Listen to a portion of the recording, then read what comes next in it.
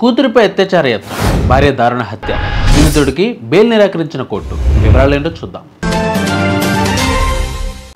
కామంతో కళ్ళు మూసుకుపోయి మృగల్లా ప్రవర్తించాడు ఓ తండ్రి. తండ్రి అనే పదం కూడా వాడకూడదు, కానీ తప్పట్లేదు.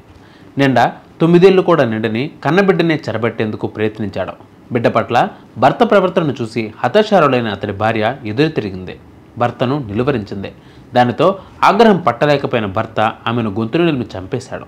దాదాపు 1.5 ఏళ్ల క్రితం జరిగిన ఈ ఘటనలో అరెస్టైన నిందితుడు బెయిల్ కోసం పిటిషన్ వేయగా కోర్టు తిరస్కరించింది. వివరాల్లోకి వెళితే ఢిల్లీకి చెందిన ఒక వ్యక్తి 2023 నవంబర్ 7-8 తేదీల మధ్య రాత్రి మైనర్ అయిన తన 9 ఏళ్ల కుమార్తెపై అత్యాచారానికి ప్రయత్నించాడు. అది గమనించిన అతడి భార్య అడ్డుపడింది. గట్టిగా కేకలు వేసి భర్తను నిలువరించింది.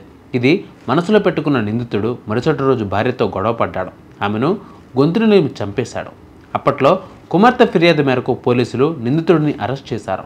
కోర్టులో హాజరుపరచగా జ్యుడిషియల్ రిమాండ్ విధించింది. ప్రస్తుతం అతడు రిమాండ్ ఖైదీగా ఉన్నాడు. ఈ క్రమంలో బెయిల్ కోసం ఢిల్లీ కోర్టులో పిటిషన్ వేశాడు. అతడి పిటిషన్పై మంగళవారం విచారణ జరిపిన న్యాయస్థానం బెయిల్ ఇచ్చేందుకు నిరాకరించింది.